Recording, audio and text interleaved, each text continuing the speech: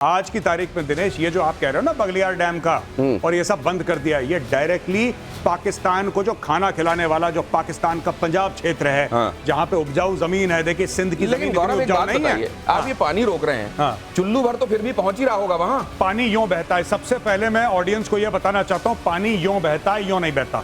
पानी भारत से पाकिस्तान बहता है, इसलिए भारत रोक पा रहा है। अब बात कर रहे हैं ये सलाल बांध की, या बगलियार बांध बंद कर दिया है। सारे द्वार सारे पट हो गए हैं बंद। अब यहाँ पे ये वाला जो इलाका है पाकिस्तानी पंजाब का, यहाँ पे पड़ेगा सूखा। ये टोटल स्टोरी है। और जो वो बात कर रहे हैं किशनगंगा वाली, right, that is step 2। Pakistan पर भारत का वाटर स्ट्राइक। एक बार फिर से भारत ने कश्मीर में 2 हाइड्रो इलेक्ट्रिक प्रोजेक्ट्स पर काम करना शुरू कर दिया और इस बार इत्तला नहीं किया पाकिस्तान को। पहले वो जो संधि कहती थी कि आप बता दिया करिए, अब तो वो भी नहीं है, सस्पेंडेड है। 1987 में सलाल बांध और 2008 में बने बगलियार बांध बनने के बाद दोनों प्रोजेक्ट्स पर पहली बार काम किया जा रहा है। वहीं भारत ने चिनाब नदी का पानी रोका। जम्मू में बगलियार डैम के सभी गेट बंद किए। जल्दी किशनगंगा डैम के सारे गेट होंगे बंद। अगले 1 से 2 दिन में पाकिस्तान में पानी की त्राही होने वाली है। कभी इतना खोल देते हैं कि वो बहे जा रहे हैं, कभी ऐसे चूड़ी टाइट हो रही है कि एक एक बूंद नहीं मिल रहा है, और इसकी कोई इंफॉर्मेशन भी नहीं दी जा रही है उनको। नहीं, इंफॉर्मेशन पाकिस्तान को भी भारतीय मीडिया से मिली। अब मैं आपको बताता हूं, 4-4.5 साल पहले जब सीज फायर नहीं हुआ था, यही नीलम झेलम डैम पे ये लोग बोफोर्स मार रहे थे, उसके बगल में बोफोर्स के शेल गिर रहे थे। फिर बोला कि साहब सीज फायर करो, ये बहुत ज्यादा आक्रामक हो गई भारतीय सेना, तो वो सब कर दिया बंद। आज की तारीख में दिनेश, ये जो आप कह रहे हो ना बगलियार डैम का और ये सब बंद कर दिया, ये डायरेक्टली पाकिस्तान को जो खाना खिलाने वाला जो पाकिस्तान का पंजाब क्षेत्र है, जहाँ पे उपजाऊ जमीन है, देखिए सिंध की जमीन उपजाऊ नहीं है। आप ये पानी रोक रहे हैं, चुल्लू भर तो फिर भी पहुंच ही रहा होगा वहां। डूबने लायक है, उतना तो है। अब जरा देख लीजिए, ये जो मैं कह रहा हूं, क्यों कह रहा हूं, ये मैं आपको दिखाता हूं। यहां पर ये जरा समझना जरूरी है। और अब आप आ जाएं जरा अपने पॉइंटर के साथ मेजर आर्या। ये देखिए जरा, यहां पर फ्लैश कीजिए, ये वो जगह है जहां से पाकिस्तान के लिए पानी जाता है। जरा देखिए, सिंधु, चिनाब और झेलम, ये जो 3 पूर्वी नदियां हैं, पश्चिमी नदियां आप जानते हैं भारत के लिए हैं, लेकिन जो पूर्वी नदियां पहले पाकिस्तान को वहां के खेतों की प्यास बुझाती रही हैं, अब प्यासे रहेंगे वो। और ये जो है देखिए, सिंधु ऊपर आपको दिखाई दे रही है। अभी जो काम किया जा रहा है वो झेलम और चिनाब पर किया जा रहा है। क्यों किया जा रहा है, सिंधु उतनी चर्चा में क्यों नहीं है, ये भी मेजर आर्या बताएंगे आपको। लेकिन फिलहाल क्या हो रहा है, ये देखिए, ये है चिनाब। ये जो चिनाब आप देख रहे हैं, इसमें यहां पर हाइड्रो पावर प्रोजेक्ट है, यहां पर ये बगलियार है और ये सलाल है। ये जो हम देख रहे हैं, एक एक करके ये दोनों अगर बांध बंद कर दिए गए हैं, तो यहां तो चुल्लू भर भी नहीं जाएगा फिर। दिनेश, ये देखिए, ये अपर रिपेरियन है। पानी यूं बहता है। सबसे पहले मैं ऑडियंस को यह बताना चाहता हूं, पानी यूं बहता है, यूं नहीं बहता। पानी भारत से पाकिस्तान बहता है, इसलिए भारत रोक पा रहा है। अब बात कर रहे हैं ये सलाल बांध की, या बगलियार बांध बंद कर दिया है। सारे द्वार सारे पट हो गए हैं बंद। अब यहाँ पे ये वाला जो इलाका है पाकिस्तानी पंजाब का, यहाँ पे पड़ेगा सूखा। ये टोटल स्टोरी है। और जो वो बात कर रहे हैं किशनगंगा वाली, राइट, दैट इज स्टेप 2।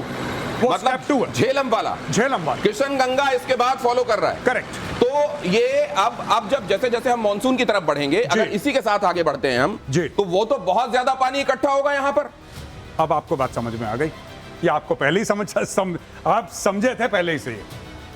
पानी इकट्ठा हो गया, पहले सूखा पड़ेगा, जब मानसून में बिल्कुल ऊपर तक भर जाएगा, कर देंगे हर हर गंगे। हर हर गंगे, ये होने वाला इस बार, हर हर गंगे। ये समझिए, ये अहम क्यों है। अभी जब पाकिस्तान को पानी की जरूरत है, उस समय सूखा पड़ेगा, और जब पानी वैसे ही मानसून के समय त्राहिमाम मचाए हुए होता है, तांडव हो रहा होता है, तो उस समय यह तांडव और बढ़ेगा। उस समय अमरनाथ जी के दर्शन भी हो रहे होंगे, हर हर महादेव भी हो रहा होगा, और हर हर गंगे भी। भारत का पाकिस्तान पर इकोनॉमिक स्ट्राइक भी चल रहा है। वाटर स्ट्राइक आपने देख लिया, डिप्लोमेटिक स्ट्राइक आपने देख लिया, अब आप देखिए जरा ये इकोनॉमिक स्ट्राइक। कारोबार पर पाबंदी के बाद तीसरे देश से सामान भारत भेजना चाहता है पाकिस्तान। यूएई सिंगापुर के जरिए सामान भेजना चाहता है पाकिस्तान की चोरी पर कस्टम विभाग की नजर। अब देखिए कितने बदमाश, मतलब ये जो कहते हैं ना कि रगों में खून की जगह जिनके बदमाशी बहती है, वो देखिए जरा क्या कर रहे हैं। अब अगर सीधे सीधे एक्सपोर्ट इंपोर्ट नहीं हो पा रहा है, तो किसी दूसरे देश भेजो, वहां लेबल बदलो, वहां ठप्पे बदलो, और वहां से फिर भारत में ये सामान भेज दो। लेकिन इस बार ये नहीं चलेगा, क्योंकि मॉनिटरिंग बड़ी सख्त हो रही है। लेकिन हद बदमाश देश है ये। 500 मिलियन डॉलर की धांधली, 500 मिलियन। भाई साहब आप समझ लीजिए, $500 मिलियन की धांधली, यानी कि यूएई सिंगापुर माल भेजो अपना, जो भी बनाते हैं मसाले मसूले, ऐसा कोई सॉफ्टवेयर तो बनाता नहीं पाकिस्तान, उसको भेजो वहां पे मैन्युफैक्चर्ड इन सिंगापुर या इंपोर्टेड फ्रॉम सिंगापुर, ये स्टिकर लगाओ, दूसरे ब्रांड के तहत भारत भेजो। भारत में किसी को क्या ऑब्जेक्शन हो सकता है? सिंगापुर से आ रहा है, फ्रेंडली कंट्री है, दुबई से आ रहा है, फ्रेंडली स्टेट है, कोई दिक्कत नहीं है, आइए अंदर। पता लगा पाकिस्तान का माल, अब कस्टम्स वालों को पता लग गया क्या धांधली है। $500 मिलियन की धांधली है भाई साहब, $500 मिलियन की। दिनेश, ये फरवरी 2019 में जब पुलवामा हुआ था, उसके बाद भारत ने 200% टैरिफ लगाया था इनके इंपोर्ट्स के ऊपर। इसकी वजह से इन्होंने यूएई, दुबई और सिंगापुर से भेजने लगे थे। इनडायरेक्ट ट्रेड जो है हमारा $500 मिलियन, जैसे बता रहे हैं गौरव जी, $500 मिलियन से लेके $1 बिलियन तक फ्लक्चुएट करता है, और ये ट्रेड को बंद करने के लिए ही अब ये एक्शन लिया जा रहा है। ये समझ लीजिए कि ये भी एक ऐसी असल में जिसको जुगलर बताया जाता है, बहुत जगलर देश है ये जुगलर वेन वाला नहीं है, जगलरी इतनी करता है कि इसकी सारी जगलरी को इस बार टाइट की जाएगी, उसकी चूड़ी इनके शब्दों में। लेकिन ये टाइट वैसे भी हो जाएंगे। हाँ। ये जो कोशिश कर रहे हैं, हाँ। इसमें एक और लेयर आएगा, एक और टैक्स लगेगा, तो जो सामान यहां पहुंचेगा महंगा होगा तो बिकेगा कम। तो ऐसा नहीं कि $500 मिलियन आपको जो धांधली करने की कोशिश कर रहे हैं उसमें सक्सेसफुल हो जाएंगे। अगर छोटे मोटे निकल भी गए, हाँ। वो भी फंसेंगे। ये बहुत बड़ा पेच फंस गया है। तेल का फंसेगा अरब सागर से, वहां बंद करेंगे। पानी का यहां से फंसा। मैंने कहा ना, पानी और पैसे का जब तक पेच फंसेगा नहीं, पाकिस्तान सुधरेगा नहीं। इसको ये मार पड़ती रहनी चाहिए, ये मार पड़ती रहनी चाहिए। और ये मार भी जो मैं आपको दिखाने वाला हूं, भारत के एक्शन से घबराया पाकिस्तान, प्रोपेगेंडा फैलाने लगा, बौखलाया पाकिस्तान। एलओसी पहुंचे पाकिस्तान के सूचना मंत्री, मीडिया को लेकर एलओसी पहुंचे अताउल्लाह तरार। ये बिल्कुल वैसी ही बात है, कमाल बेशर्मी देखिए, न सिर्फ बदमाशी बल्कि बेशर्मी। जहां पाकिस्तान में वो टेरर कैंप चलाते हैं, जरा देखिए यहां इस तरीके से ले जाया गया है। ये तस्वीरें आप देख रहे हैं, यहां पर चुनिंदा कुछ देशों से, अब आप देख रहे हैं ये कई बार ऐसे देश जो पता नहीं किस वजह से, किन खाम ख्यालियों में इनके साथ रहते, वहां से कुछ लोगों को बुला के वहां ये दिखा के कि देखिए पाक ऑक्यूपाइड कश्मीर में कहां है हमारे टेरर हैं। ये टेरर थोड़ी है, यहाँ तो हम केसर उगाते हैं, यहाँ तो हम दुनिया को सदाशयता देने वाले फूल खिलाते हैं। ये देखिए दिखाया जा रहा है। ये सारे किराए के टट्टू हैं जो गए हैं। अब तो किराए के भी है, लेकिन ये देखिए दुनिया में प्रोपेगेंडा वॉर तो चल रहा है ना जी। लेकिन इसमें इंटरनेशनल मीडिया कितना है? अब ये देखिए, ये कह रहे हैं इंटरनेशनल मीडिया को लेके गए हैं, तो मुझे दिखाइए, ये शक्लों से तो सब पाकिस्तानी लग रहे हैं। लेकिन मेजर ये कवायद की कोशिश क्या है? ये मतलब क्या करना चाह रहे हैं? ये कुछ नहीं है, ये पाकिस्तान ने पहले गीदड़ धमकी दे दी, तुम्हें मार देंगे, लकड़ियां कम पड़ेंगी। अब ये रो रहे हैं, वहां पे जाके रशिया में वो पैर पकड़ रहा है, जो एम्बेसडर है वो पैर पकड़ रहा है, और ये बंदा सबको ले जा रहा है। इसमें तुर्की के होंगे, बांग्लादेश के होंगे, ऐसे होंगे टूटे फूटे हथियार, हाँ। इन सबको ले जा रहा है अपने साथ लाइन ऑफ कंट्रोल पे दिखाने के लिए कि ये मार देगा, देखो इंडिया मार देगा, देखो बुरा कर रहा है, बुरा। ये है ड्रामा। और उससे पहले क्या किया होगा? क्या पीओके से अपने टेरर कैंप्स हटाए होंगे? नहीं, ये टेरर कैंप ले नहीं जा रहे ना वहां पे। अच्छा, उस तरफ नहीं ले जा रहे। ये सिर्फ ये ले जा रहे हैं कि यहाँ पे बमबारी हो रही है, देखिए भारत बमबारी। ये लोग क्या करते हैं, मैं आपको छोटी बात बताता हूँ। ये अपने गांव के बीच में आर्टिलरी गन लगाएंगे, अपने गांव के बीच में, और ये भारतीय पोस्ट पे फायर करेंगे शेल।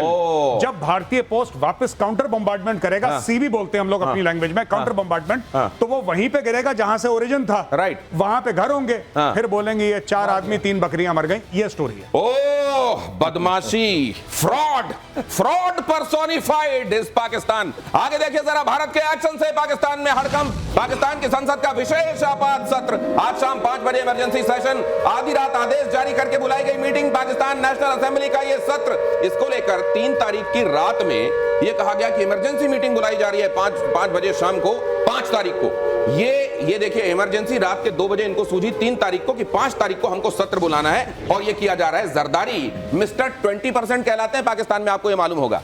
वो जरदारी इमरजेंसी कहीं कट तो नहीं मांग लेंगे पाकिस्तान? आपको पता है बात, पहले वो 10% कहलाते थे। अच्छा, 20 हो गए ना, वो बाद में उन्होंने रेट अपना बढ़ाया, तब मिस्टर 20% हुआ। इंक्रीमेंट लग गया है क्या वहां? इंक्रीमेंट लगा। पहले वो मिस्टर 10% थे जरदारी, बाद में 20% बने, उन्होंने ज्यादा पैसे मांगना शुरू कर मैं दिया। अपने दर्शकों को बता दूं ये आसान शब्दों में, ये 20% 10% क्या है? हर काम जो हो रहा है उसमें 10% का कमीशन, 10% कमीशन दो, जरदारी से काम कराओ।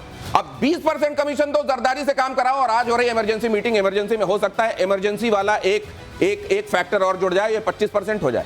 बिल्कुल लेवल बढ़ता जा रहा है, उनका स्टेटस ऊपर जाता जा रहा है। जैसे पाकिस्तान आर्मी है 1.5 लाख करोड़ का बिजनेस करती है 50 ऑर्गेनाइजेशंस के द्वारा, IT, cement, advertising, oil and gas, aviation, और 2 और लाख भारत की आर्मी को कहती है हिंदू बनिए। बिल्कुल 2 लाख करोड़ का उनका रियल एस्टेट का बिजनेस है। आपको क्या मालूम है कि जनरल बाजवा ने 14,500 करोड़ डाले थे पापा जॉन्स के अंदर, यानी कि $52.2 मिलियन डाले थे पापा जॉन के अंदर। वो बिजनेस ओरिएंटेशन है, कमर्शियल एंटरप्राइज है पाकिस्तान और आर्मी। फिर देखिए, फिर अपनी आवाम को भेज देते हैं, जाओ जहां मैगडी दिखे तोड़ दो, जहां बाटा वाला दिखे फोड़ दो। ये बांग्लादेश को भी सिखाया हुआ और अपने यहां भी करवाते हैं। ये है कौम। पाकिस्तान आवाम के दिखे बगावती तेवर। अगली खबर फ्लैश कीजिए। पाकिस्तान का साथ देने के सवाल पर नहीं उठे हाथ। मौलवी ने पूछा, जंग में लोग पाकिस्तान के साथ खड़े होंगे क्या? सैकड़ों की भीड़ में एक भी ने हाथ नहीं उठाया। और वो तो आप देख ही चुके हैं, इनका एक मेंबर ऑफ पार्लियामेंट क्या कह रहा है, भैया जंग हुई तो मैं तो लंदन जाऊंगा, मोदी मेरे खाला का लड़का नहीं है, वो आगे मैं आपको दिखाऊंगा, लेकिन देख लीजिए मौलवी साहब कह रहे हैं कितने, गौरव आर्या हंस रहे हैं पेट पकड़ के, ये कितने लड़ोगे, कोई हाथ नहीं उठा रहा है। वो कह रहे हैं कि ये तो जज्बे वाली कौम है ना। इन्होंने बोला है कि आपने पश्तूनों के साथ गलत किया है, आपने हमारे साथ गलत करा है, हम अपनी फौज के साथ नहीं खड़े हैं। बलोच ये कह रहे हैं, पश्तून ये कह रहे हैं, इवन साउथ पंजाब वाले ये कह रहे हैं, जनूबी पंजाब वाले कह रहे हैं कि हम अपनी फौज के साथ नहीं खड़े हैं, सिंधी उस फौज के साथ नहीं खड़े हैं। It is only central and north Punjab जो कि फौज के साथ कुछ लेवल तक खड़ा है। वो लोग भी रुष्ट हैं क्योंकि इमरान खान को जेल में डाल रखा है। पाकिस्तानी फौज की है बहुत पतली हालत आज की तारीख में। ये पतली हालत, इसके बीच में वो किसी तरीके से अपनी हालत थोड़ी सी मोटी करने की कोशिश में लगा हुआ है, चाइना के सहारे। देखिए खबर, भारत पाकिस्तान विवाद पर आज यूनाइटेड नेशन सिक्योरिटी काउंसिल में बैठक। बड़े तनाव के बीच में यूनाइटेड नेशन सिक्योरिटी काउंसिल की अहम बैठक। पाकिस्तान की गुहार पर यूनाइटेड नेशन सिक्योरिटी काउंसिल की बैठक की जा रही है। सिंधु समझौते को लेकर तिलमिलाया हुआ है पाकिस्तान। भारत की तरफ से करारा जवाब दिया जाएगा। यूनाइटेड नेशन से रहम की गुहार लगा रहा है पाकिस्तान।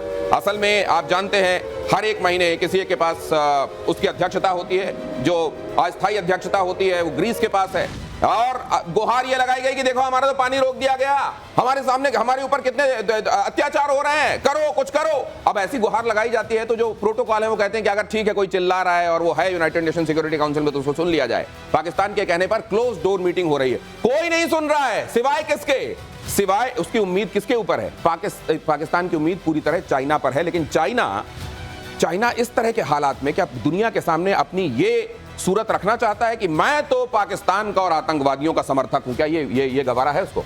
चाइना ने कभी पाकिस्तान की मदद नहीं करी, चाहे 1965 हो, चाहे 71 हो, चाहे 1999 कारगिल हो। चाइना सिर्फ जबान खर्ची करता है पाकिस्तान के साथ। और हाँ, अगर डिप्लोमेटिक मदद करनी है, यूनाइटेड नेशन सिक्योरिटी काउंसिल में कुछ वीटो करना है, उतना कर देगा।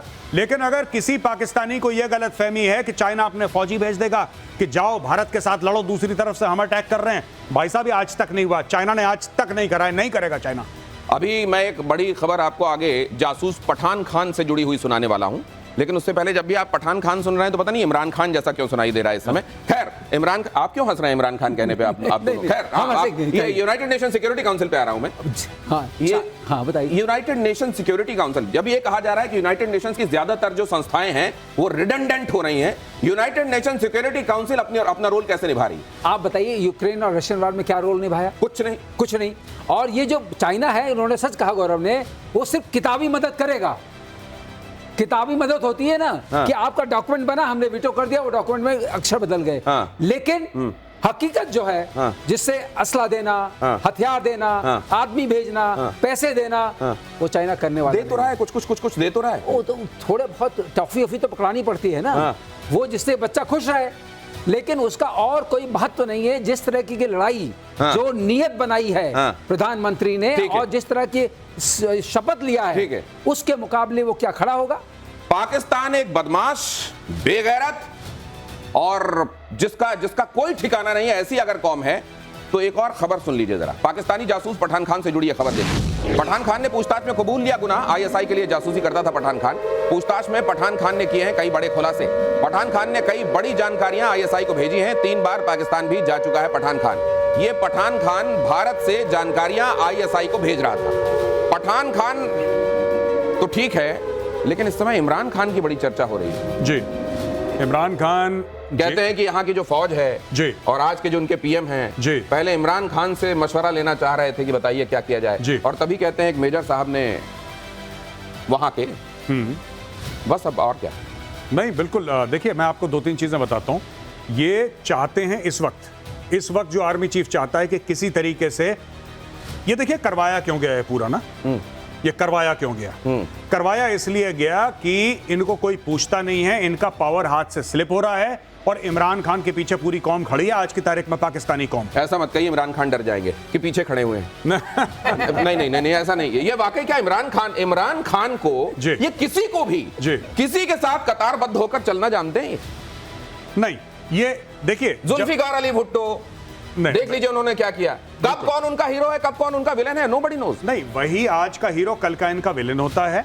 यही लोग हल्ला करते हैं परवेज मुशर्रफ, लेकिन कोई बोले 10 साल पहले यही लोगों ने मिठाइयां बांटी थी सड़कों में कि परवेज मुशर्रफ आ गया, जर्नल आ गया। दे वर सो हैप्पी। तो इनका कोई भरोसा, इनकी लॉयल्टीज आप ट्रस्ट नहीं कर सकते, और कम से कम इस समय पाकिस्तान के अंदर एक आदमी है जो इस बात को जानता है कि मेरा मुल्क इस पर कोई एतबार नहीं कर सकता, वो खुद इमरान खान है। आतंकी हमले में 4 दिन पहले पीओके में हुई थी बैठक। हमास और लश्कर कमांडर अबू मूसा की कई बैठकें। लश्कर कमांडर ने गाजा से की थी मीरपुर की तुलना। इजराइल की तरह कश्मीर में हमले की धमकी दी थी। आतंकी हमले में हमास की मॉडस ऑपरेंडी के साक्ष्य, इससे ज्यादा साक्ष्य क्या चाहिए कि आप देखिए बॉडी कैमरे वो पहन कर आए हैं। उन्होंने असल में ऐसे नहीं मारा है, पहले उनको घुटनों पे बिठाया है, हाथ पीछे करवाए और उसके बाद शूट किया है।